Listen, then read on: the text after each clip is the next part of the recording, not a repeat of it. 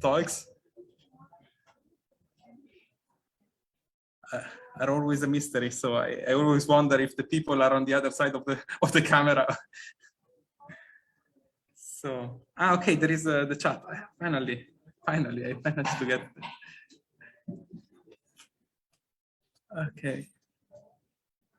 Okay, thank you. Amazing. I'd say let's start. We are already 5 minutes in delay. Yes.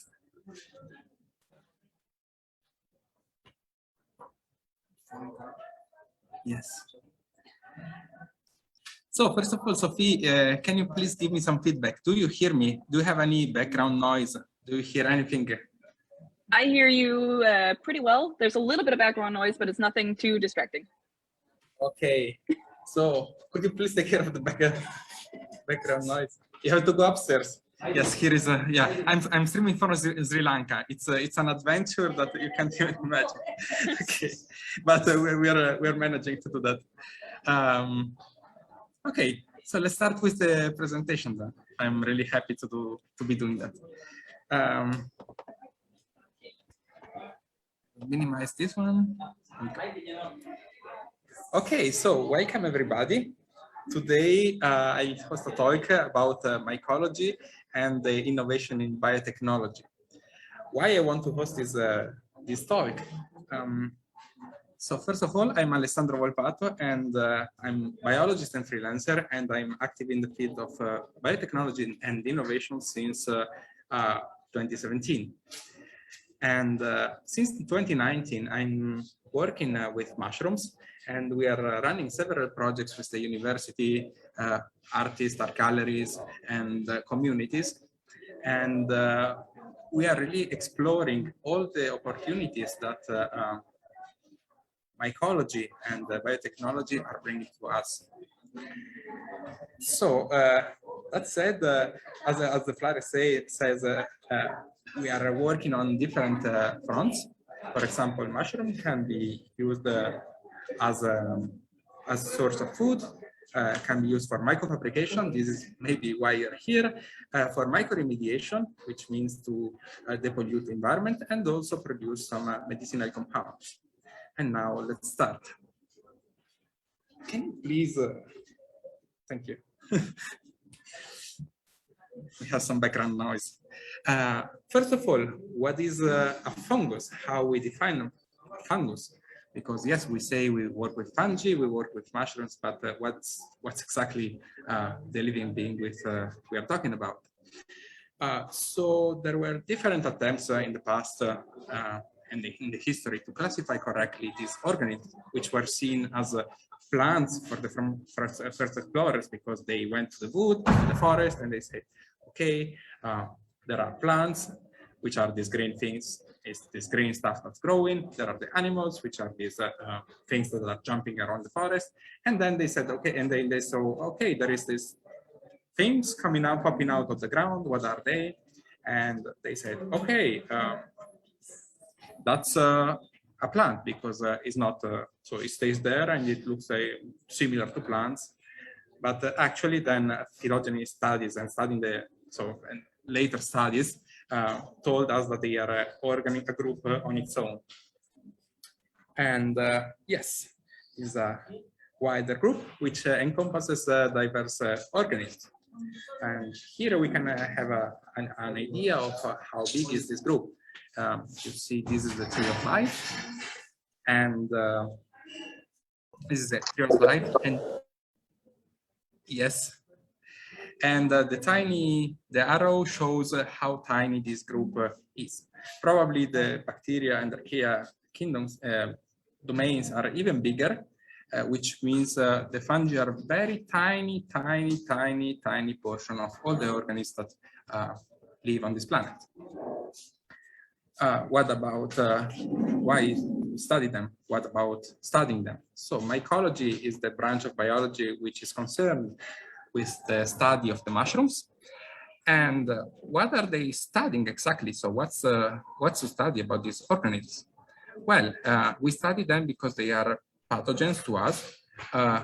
For example, you know, the mushroom that grows under the feet or on the skin, and they are pathogens also for the plants, for our crops, for the plants that grow our food. And for this reason, we want to understand them better to get healthier and to protect our crops. Then we studied them because of drug discovery. So they are much more similar to us than the plants. And so they have many more compounds that are able to interact with our body. And this is also interesting for us, for the medicine, because we may find new anti-cancer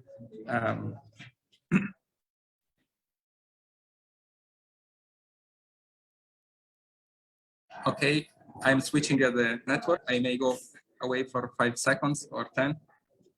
Am I lying again? Okay, done. Sorry. And yes, then we learned how to do biomaterials with them. So we knew a lot of people know how to produce objects for their ecology, for the role that they have in the ecosystem, preserving the ecosystem, but also helping us to degrade some pollutants that are heavy to pollute, to depollute. And so that's what's mainly to study, but let's go more in details with some examples. So, and let's get to know them better. That's the ecology of a mushroom. So this is how they live. They are heterotrophs, which means they are not like plants that produce their own energy, but they have to feed on some other organism or organic matter to be able to live and to thrive.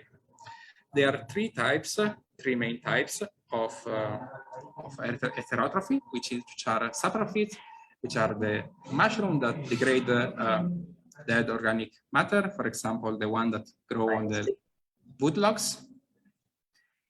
They are the parasites, which are the one who live and thrive on living beings, and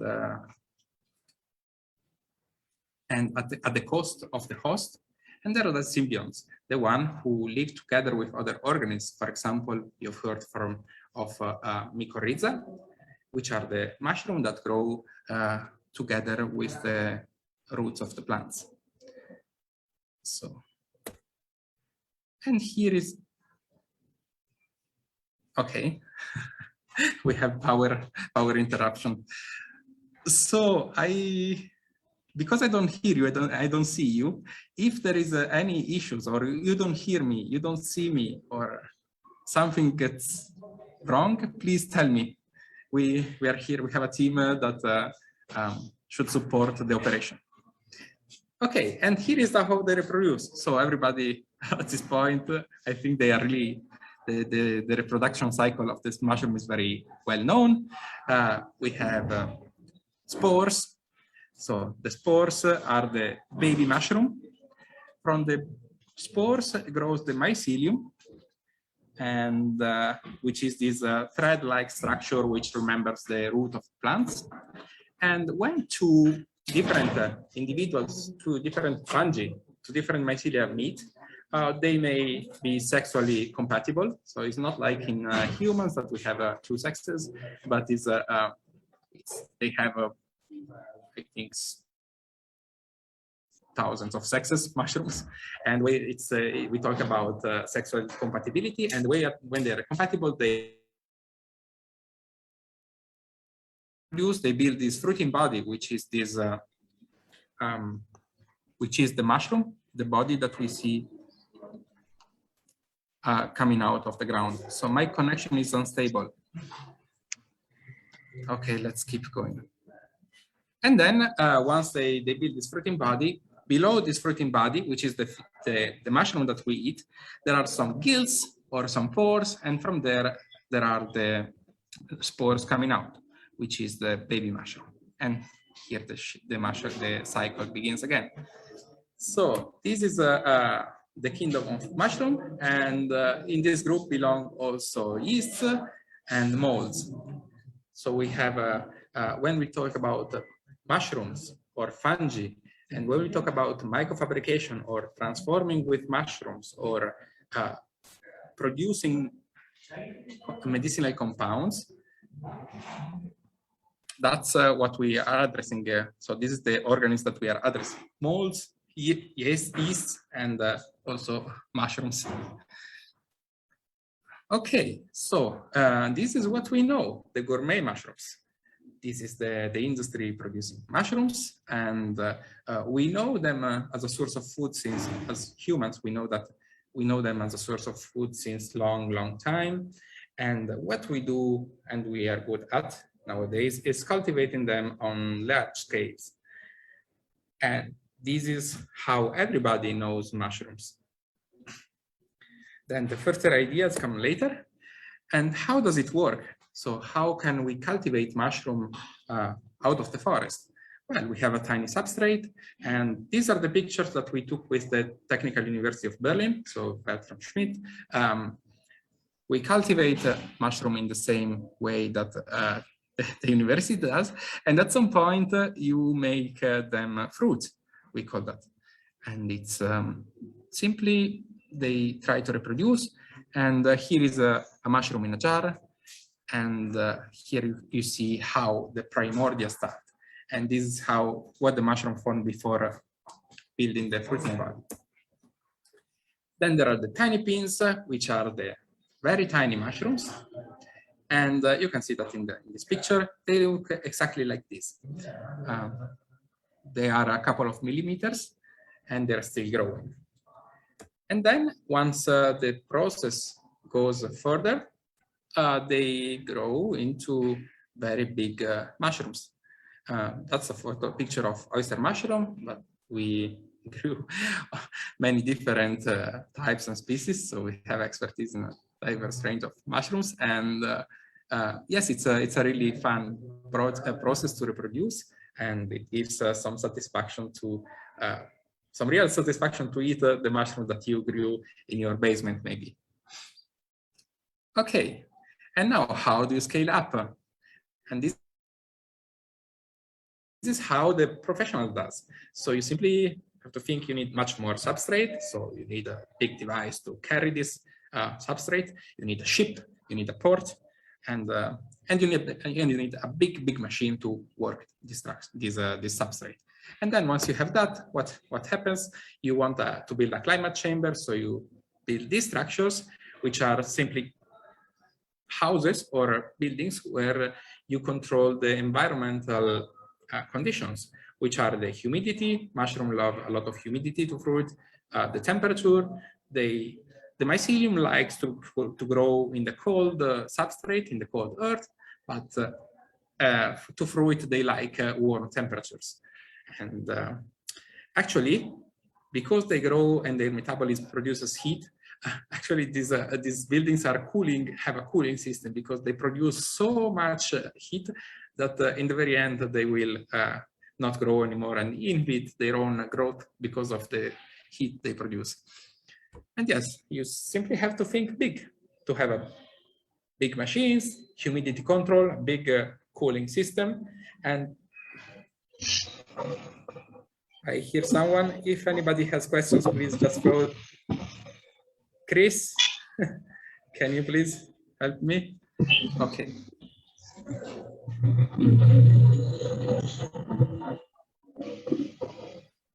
So maybe I can mute. There is. Okay, we solved that. Muted the participant. Okay, and a pest control system. Why a pest control system? Because when you have a lot of the same mushroom all together, flies and worms reproduce extremely quickly, which are the insects that love at most the mushrooms. Well, flies and moths. We experienced it in our lab, which is based in Berlin, that moths love mushrooms. And the more you have together, the more they grow and thrive. And yes, so one idea is, one issue that has to be addressed is how to get rid of these flies or how to control these pests.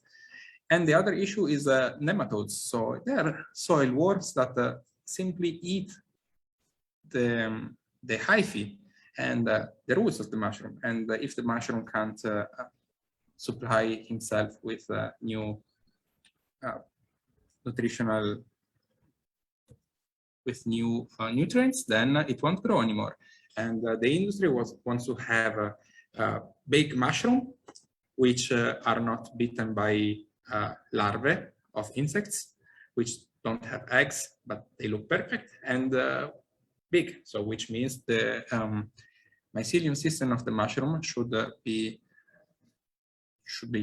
functional. And yes, so what are the issues? So because to address the issue of the worm, you grow the mushroom in bags. You have a lot of plastic bags, and we don't want to pollute the environment, and so we are increasing the efforts in keeping a clean environment and having less plastic. Besides, we want to study more these reusable systems, and yes, this is one of the issues. And the other issue is the leftovers. So it's called the compost. When you prepare the substrate, which is the block of nutrients for the food, for the mushroom, that's called compost. And in the end of the process, you have this block of organic matter, which is exhaust of nutrients. And what happens to that is simply this material is ready, has been decomposed, and it's ready to become a nutrient for plants. And actually, what you do is to simply put it on a field, and plants will eat that out and thrive, and you get better crops. What's the issue with that? We don't have enough fields to to put so much compost on them. And so what happened is that instead of the farmers coming to buy this fertilizer, are the mushroom producers that are paying the farmers to take their leftovers. And yes, because it's so the leftover is mainly made out of horse manure or manure of other animals. It has to be simply disposed as a manure, and so it's much more expensive to dispose of the compost instead of simply throwing it in. So because you don't have anywhere to dispose it, so you pay the farmers to get that to get your compost. And yes, so what about the rest? So the idea is, yes, once some substrate is composted, it's ready to get back into the circle of the production of organic matter, which is vegetables. But because it's too much, what else can we do? And so we came out with the idea, okay, let's try to find a way to turn this matter into an object, and we can use the object and store this organic matter in the object and give that a longer life. And this is what's happening. So what are the other uses of mushrooms? We call that the fabrication of composite materials. Here is a block that I produced in 2019 under a project run by the university and in collaboration with our laboratory. And yes, this is the idea, to produce such materials. What can we do with these materials? Let's see. I got introduced to mushroom cultivation with the Mind the Fungi project, which some of you may have been heard of. And it was a citizen science project, which was a collaboration between the Technical University of Berlin and the Art Laboratory of Berlin, which is an art gallery. And they wanted to study this field which of expertise which lays between art and science. So we took so they took designers, artists, and invited them into their laboratories. And the idea was to let them develop new concepts, new ideas, and to first train and bring these concepts back to university, to the research, so that we can have the society simply throwing out ideas and the university being at the service or kind of the society, and yes, using these impulses to keep the research going and to generate new ideas. What about Top EV? It's EV. It's a German association in which I'm a member, and we have a space in Neukölln, which is a city part of Berlin, and we build a community biolab there. And what's going on there? We are giving workshop and we are training people to use the same methods of science, but in a kitchen lab, in a self-organized lab. And so the university and the art gallery, so TU and Art Lab, approached us and asked us to run some workshops and about mushroom, and we came out with an idea to host a course. And during this course, people were taught and trained in the whole mushroom cultivation and mycofabrication process. They learned to isolate a mushroom, which means to domesticate a mushroom out in the wild, and to put it in a plate on a petri dish, then to produce the grain spawn, to produce the substrate, and either to produce fruits or to produce an object. And here is a picture of the process. And yes, after that, we kept going.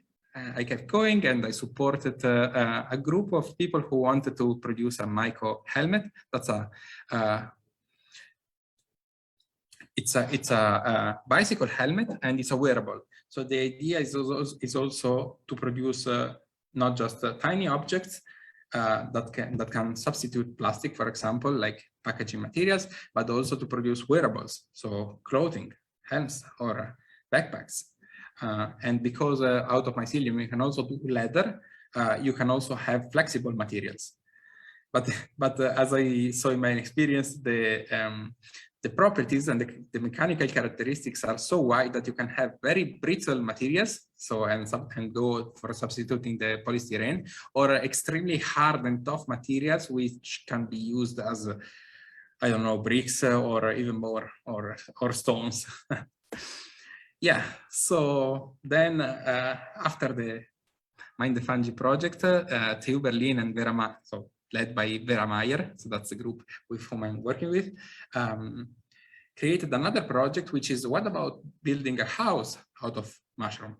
And so they exhibited this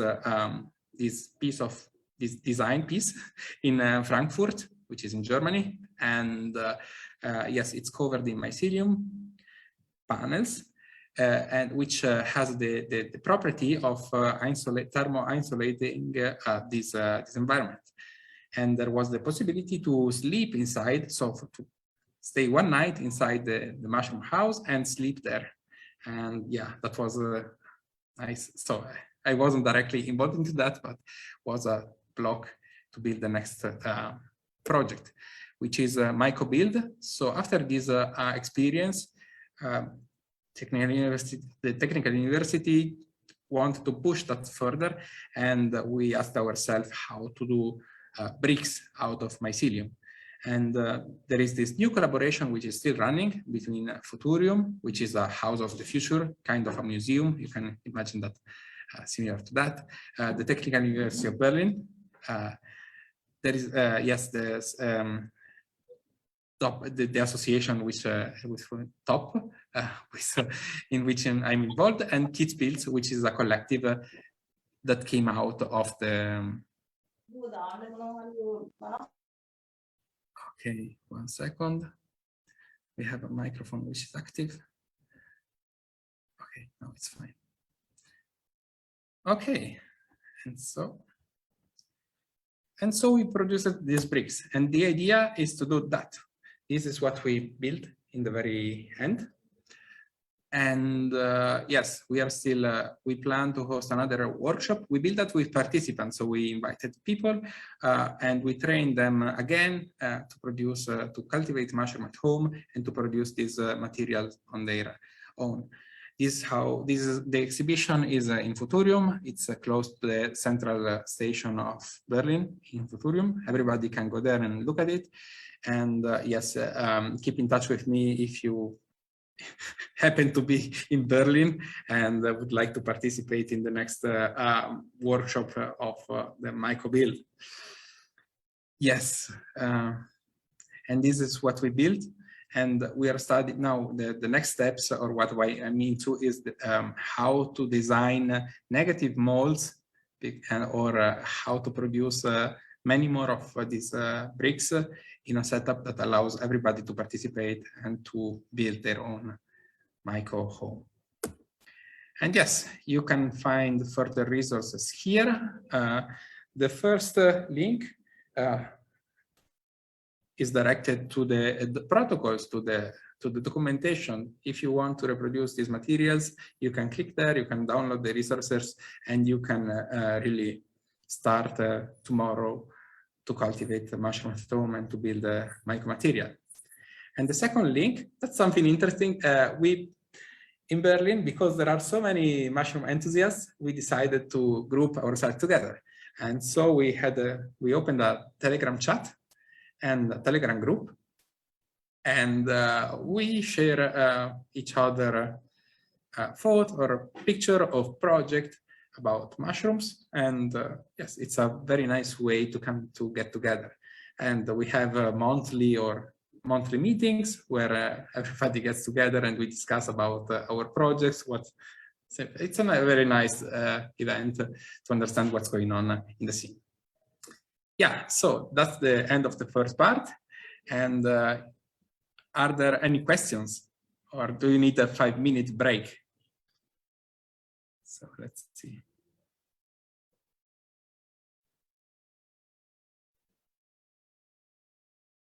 Okay, no questions. Okay, nice. I go for the next, I keep going. So what else can we do with mushrooms? And this is bioremediation. This is a topic of that's very actual. Why? Because with the climate crisis that it's ongoing and all these environmental issues, we need to find a way to decontaminate the environment and to claim back some lands that are now gone, now inaccessible to cultivation. And yes, this is how we do that. Microbes can help us to degrade organic pollutants, which can be poisons to our body. And we can train and we can make use of them to really target some pollutants that are persistent and the most poisonous for us. Okay, which kind of pollutants do we have? We have two categories, so the biological pollutants and the chemical pollutants. What are they? So biological pollutants are living organisms that can damage us. For example, microbes from the sewage system that reproduce and can make us sick. And but this kind of bacteria or worms or microbes can come from different sources, like animals, like street animals. So not sorry, like home pets, like our dogs. So our dog does his affair, does his duty on the street, and at some point, so some people collect it, some people don't, but at some point it gets washed into the water basin, and then these bacteria and these microbes reproduce. The livestock, when you have livestock, you have the production of a lot of manure and urine, and yes, this lands directly in the basin if the livestock is on a field. And in the end, the wildlife. But wildlife, you cannot really do much for it, but it counts in the it counts in the system, and So it's something that affects also the environment, and we have to check that the wildlife doesn't get sick or particular contaminants. And yeah, and there is a pandemics in the wildlife. So what can we do? So this is an example of mycofiltration. You can find more on fungi.com by Paul Stamets. And why mycofiltration? So mushroom can produce antibiotics. So now, yes, okay, produce antibiotics, and yes, and can, for example, help filtering out wastewater or stormwater runoffs from urban areas. Okay, 1 second. The disco. Okay, and so I will keep going. Yes, here the question is, you can't simply throw mushroom into the water, but you can ask yourself, how slow does the water need to flow to be filtered by mushrooms? And yes, so that's a very difficult type of mycoremediation to achieve, but this is how we do it. So this is the opportunity that we have. Then we have organic pollutants. Organic pollutants are the pollutants based on carbon, oxygen, hydrogen, so which are very normal compounds that are found so very normal elements that are found in our bodies, but when aggregated in a particular way, they become poisons, or they have unwanted effects. In the organic pollutants end up also some pollutants that are not necessarily organic by definition, so they have maybe chlorine or bromine or other elements, but anyway, they are addressed in a similar way. Yes, they can have poison effects. Xenestrogens are difficult because are damaging because they can change the sex of some animals, like frogs or some fishes or some amphibians, some other amphibians. And yes, you have, if they don't manage to mate, then you lose the whole population. Pesticides, which can stay in the environment and keep killing unwanted insects, and POPs, which are the persistent organic pollutants, which are damaging molecules that stay and damage us as well. Okay, how does the mushroom manage to decontaminate such soils? So as we see, the tiny root, the hyphae is called, secretes digestive enzymes, which means it's not like us that we eat what we have in the dish, and if there is a poison, we get poison, we absorb it and we get poisoned. But the mushroom simply digests everything outside of its body. And once it's the pollutant or the organic nutrient is digested, then it takes that in. And this is how the mushroom can resist and withstand such conditions. The condition of being in a poisonous environment. And that's the idea, to train the mushroom to degrade that pollutant, and then once the pollutant is gone, we can claim back the land from the mushroom, or simply eat mushrooms. Okay, that's an example of organic pollutants. That's a story about of fungi.com, of Paul Stamets. So there was a oil spill on a road, and they gathered all these contaminated soil on piles. And what they did was to try several methods of bioremediation. They tried several bacteria, which were thought to degrade oil, and in the very end, and also mushrooms. And in the very end, was the mushroom that was able to thrive on this pile of contaminated soil by oil spill. And not just that, but after the mushroom colonized the whole thing, other organisms were able to jump in and to create a tiny ecosystem which was decomposing slowly or not so slowly, the whole contaminated site.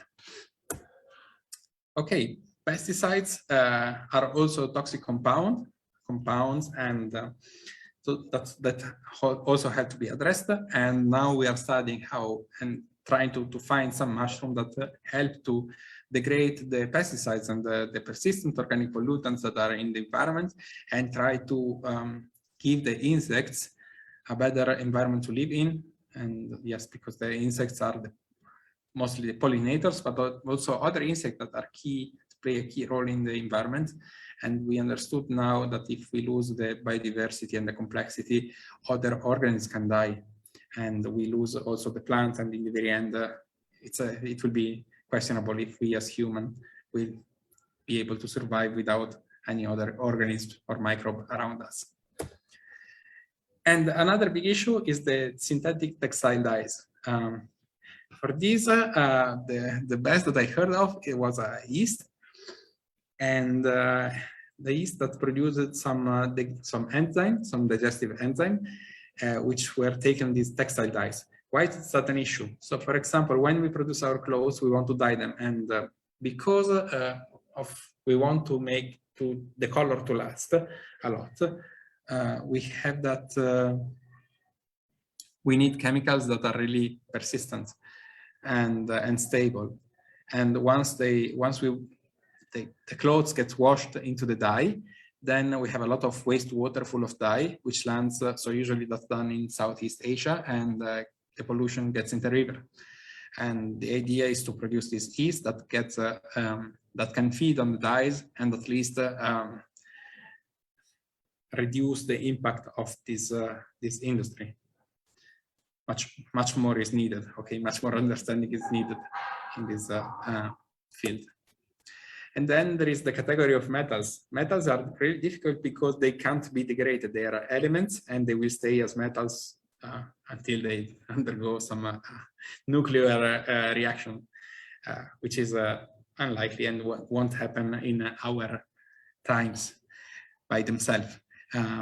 Which means we have to check which lands are contaminated by metals, and to find a way to decontaminate these lands.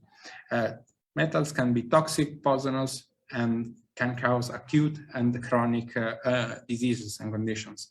So it's extremely important to get rid of them from the environment. How can mushroom work? Can mushroom help? Again, mushroom can help us in many ways.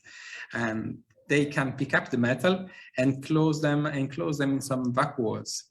Vacuoles are pools of water, which are simply closed system, and the mushroom stores these damaging metals in that part of its body where it can't damage itself. And here is how the mushroom can keep up with, can grow and thrive in metal contaminated soils. Yeah. Another idea is to use the combination of multiple organisms, because the mushroom alone will simply carry the metal from point A to point B, but the metal will never escape the environment.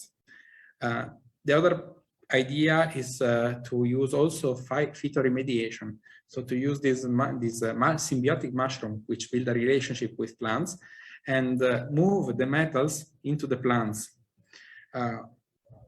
Why? Because the plants may be cut, and you can sequestrate the metal from the environment, but a better idea may be to sequestrate these metals in long-living plants like oaks, or plants that live for hundreds of years, and leave the metal closed in the plant for hundreds of years. There is not really a way to collect it from the environment, or maybe there will be in the future, but not by now.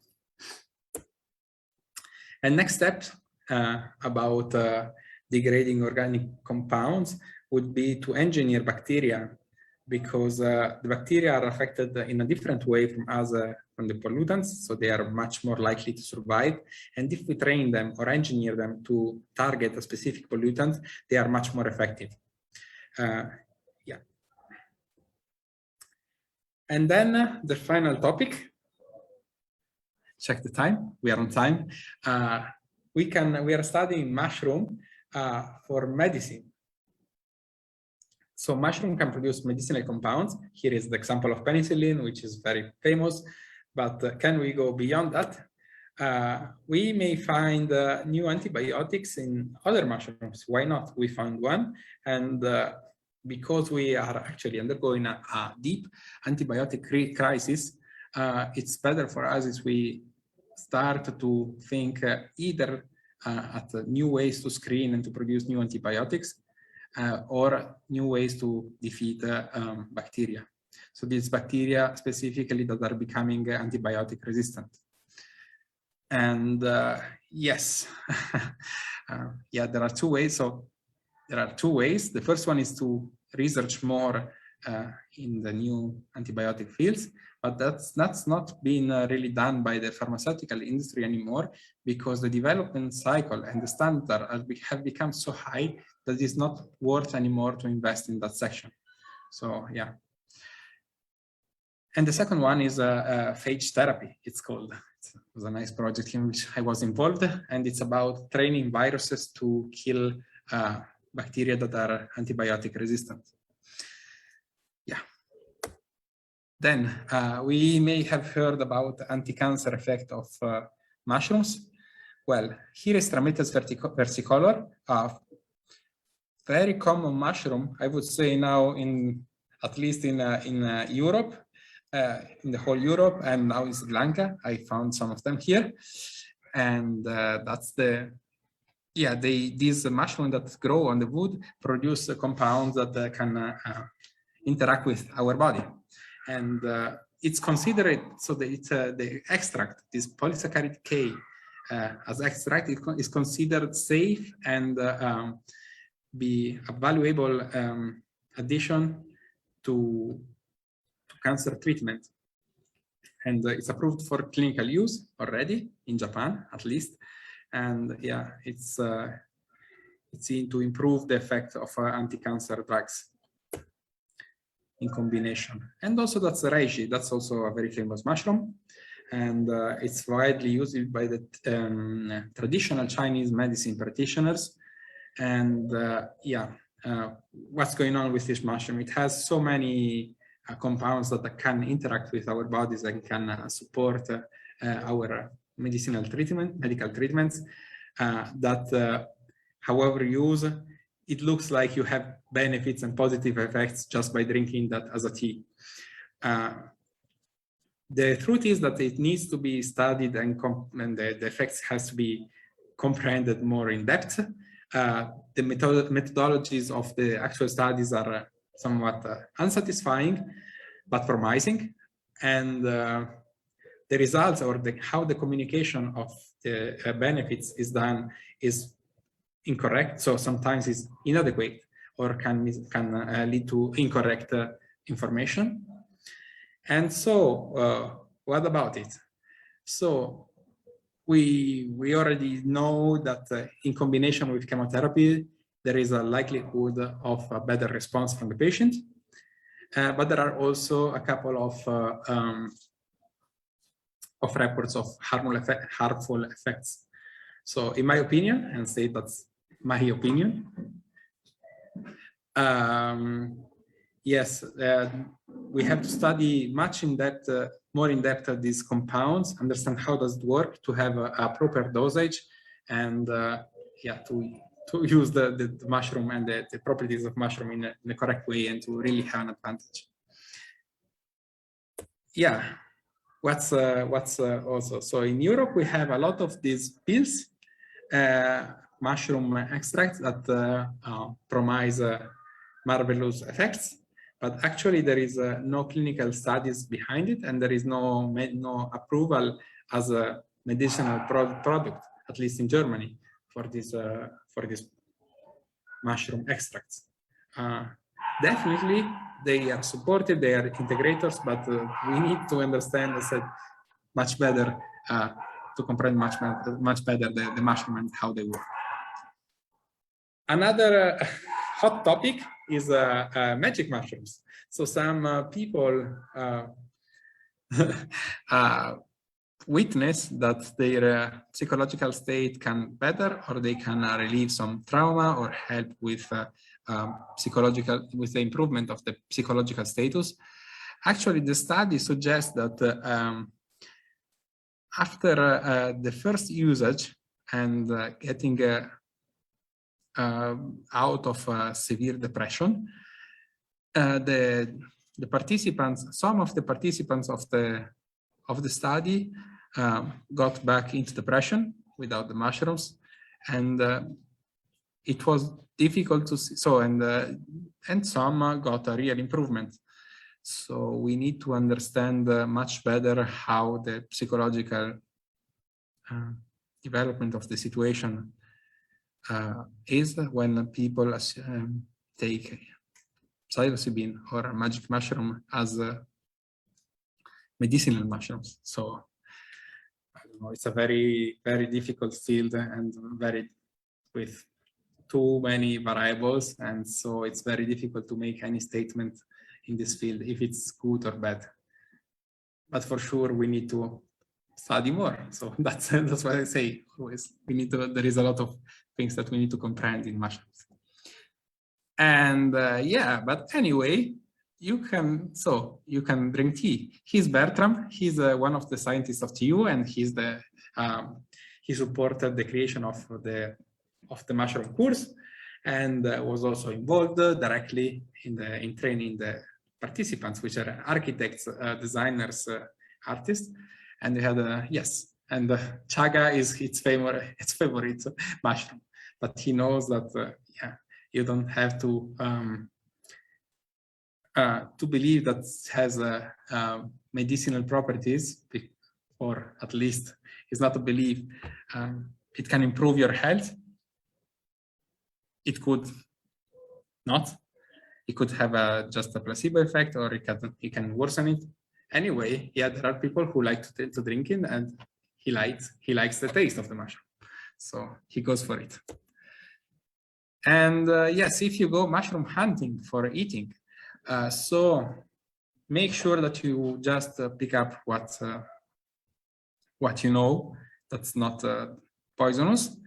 And if you have doubts, usually there are some kinds of authorities somewhere that can answer your questions about mushrooms. And yeah, you have also to think, because we have had this issue of getting some mushroom and from a contaminated soil, and we did the analysis, and they had a lot. They contained a lot of lead, which is a toxic metal, and so you have to choose well, where do you pick up the mushroom to eat. And yes, they can also take in radioactive cesium. So I don't know about here in Sri Lanka how the situation is. I come from the Alps, and I know that we have some issues with radioactive cesium in the Alps from the Chernobyl accident, I guess. Okay, and we are on time, and now the presentation is over. And well, I would say, please turn on your webcams and let's have some discussion, or tell us who you are and why you joined the meeting.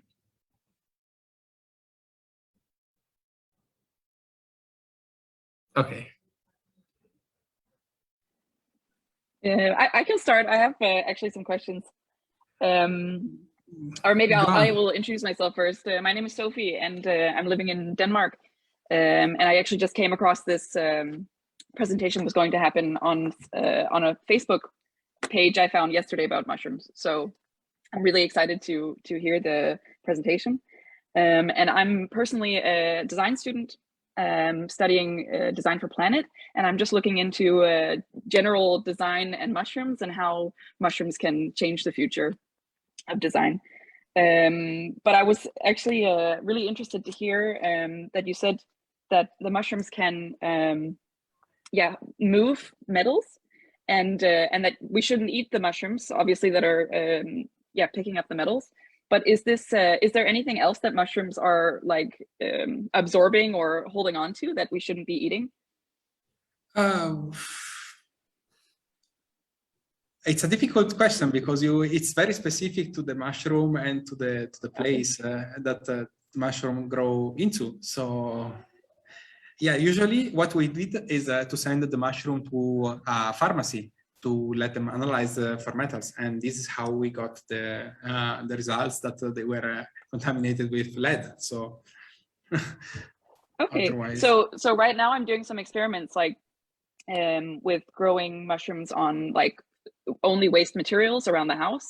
Are those still edible then if there's no metals in it? So like if there's glue or something in a paper, or like, is that also something to be concerned about? Yes, these are extremely scientific questions. Usually when it gets into the mushroom, when the mushroom takes that in, the nutrients, they are broken down, and usually the glue is broken down. But it's very difficult to state, to give you a yes, because only you should check which pollutant you have at home, which glue, and check in the pharmacy if the glue is still into the mycelium, into the fruiting body, and if cooked is still there, because then you plan to cook it, and if you boil that glue, does it degrade? So yeah. Okay, yeah. Cool, good. So what we do is like we have a different testing setup.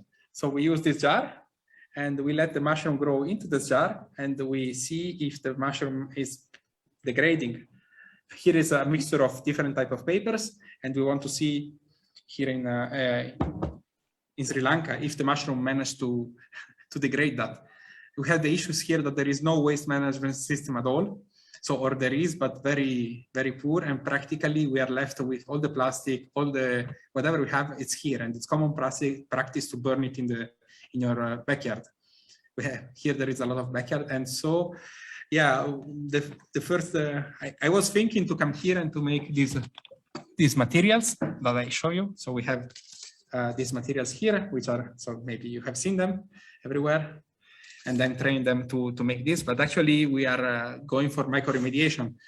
We have a barrel of crude oil here. Where is?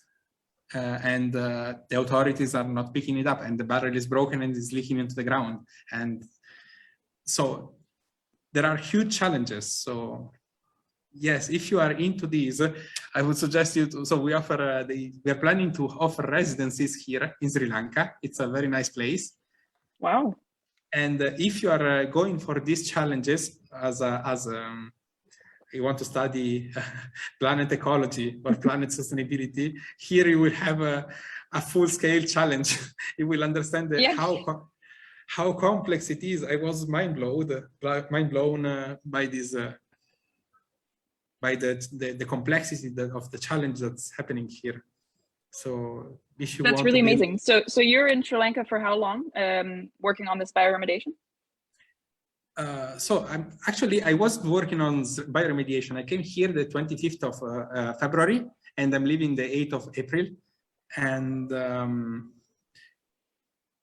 this is what I saw it's needed at most, because, well, they have a lot of plastic. So the production of biomaterials was something that is relatively easy. When you find the mushroom, we're isolating mushroom from the local mushroom. So we went mushroom hunting here. And I'm trying to understand which mushroom likes which food, because we have here mango and coconut. So we don't have oak or hemp or whatever. And so we found a mushroom that likes reishi, actually, a reishi type that likes mango.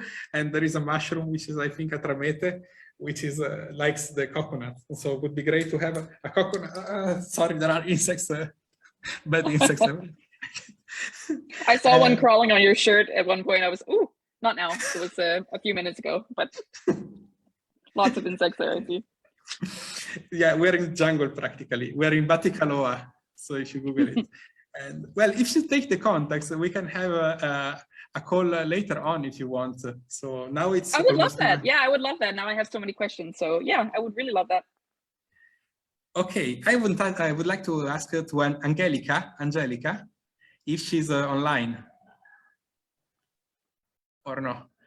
Well, no. Sophie, stay with us. Okay, no, Angelica is I'm not not going online. anywhere. Okay, so yes, so please take my contact, because we can schedule a